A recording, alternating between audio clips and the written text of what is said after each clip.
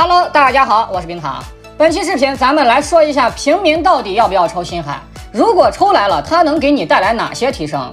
我们先来看一下平民星海的奶量，等级80级，武器70级讨龙，天赋9级 E， 圣遗物千言寺生生智，面板为生命值4万1，治疗加成为 60.9%， 是由星海自带的 25% 治疗和治疗头组成的。一技能2秒一跳，一跳回6371，这个奶量我觉得完全 OK， 对得起5星奶的位置。谁要是拿奶量作为喷点，那我觉得纯粹是鸡蛋里挑骨头，闲得无聊。而且这个奶量还不是一个平民星海的极限奶量，角色没到90级，武器也没拉满，圣遗物也含有双生命的提升空间，只要你愿意花心思培养它，它一定会给予你相对应的回报。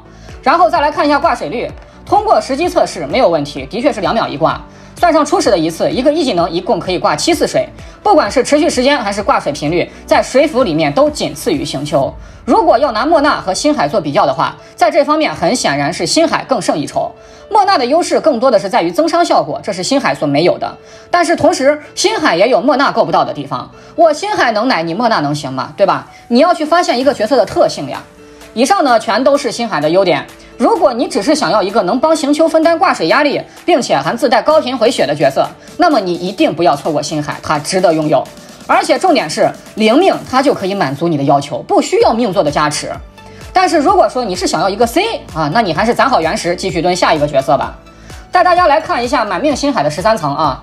由于圣遗物有限，依旧带的还是辅助星海的千言4件套，伤害并不是正常输出流星海应该打出的数字，只能看一个大概。是不是觉得打的还是蛮快的？但是实际情况是，这个队伍它并不是强在星海，而是强在其他角色，是强在这个体系上，就跟魔王武装是一个道理。星海它只是这个体系的驾驶员，真正强的其实是它背后的雷神、北斗、万叶。在没有辅助角色加持的情况下，星海裸 A 大概是这个样子的。深海的加护，呀，还有这招。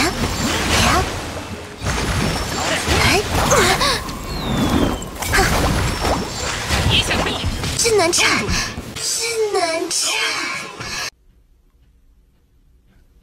所以说平民就不要对星海 C 抱有什么期待了，6命也就这样了，更何况0命呢？咱就找准它的定位，老老实实的把它当一个挂水奶妈来玩就 OK 了。武器选择呢，只考虑试作和讨龙，但是带试作的话，奶量会溢出的比较厉害，而且辅助星海也是不太依赖大招的，更多的是依赖 E 技能，所以讨龙才是我们的首选。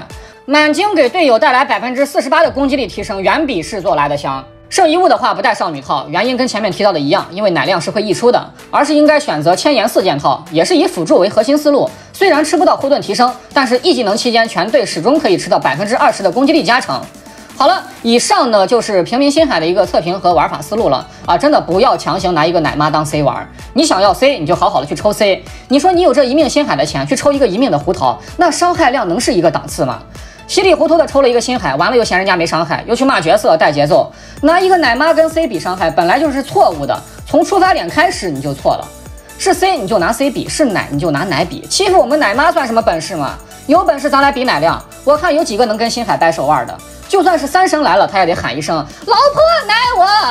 那么本期内容就先到这里了，希望能看在辛苦干视频的份上给个关注3连，感激不尽。